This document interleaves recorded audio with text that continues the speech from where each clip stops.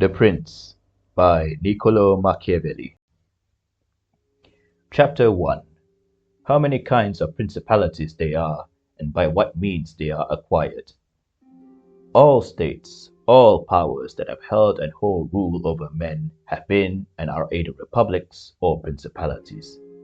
Principalities are either hereditary, in which the family has been long established, or they are new. The new are entirely new, as was Milan to Francesco Sforza, or they are, as it were, members annexed to the hereditary state of the prince who has acquired them, as was the kingdom of Naples to that of the king of Spain. Such dominions thus acquired are either accustomed to live under a prince, or to live in freedom, and are acquired either by the arms of the prince himself, or of others, or as by fortune, or by ability. Chapter 2. Concerning hereditary principalities. I will leave out all discussion on republics, inasmuch as in another place I have written of them at length, and I will address myself only to principalities. In doing so, I will keep to the order indicated above, and discuss how such principalities are to be ruled and preserved. I will say at once, there are fewer difficulties in holding hereditary states, and those long accustomed to the family of their prince, than new ones.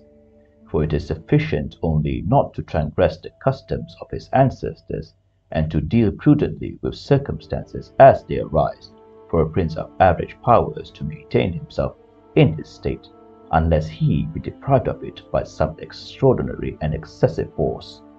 And if he should be so deprived of it, whenever anything sinister happens to the usurper, he will regain it.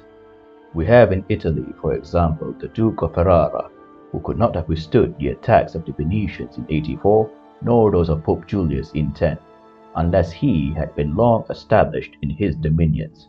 For the hereditary prince has less cause and less necessity to offend, hence it happens that he will be more loved, and unless extraordinary vices causes him to be hated, it is reasonable to expect that his subjects will be naturally well disposed towards him, and in the antiquity and duration of his rule, the memories and motives that make for change are lost, for one change always leaves the toothy for another.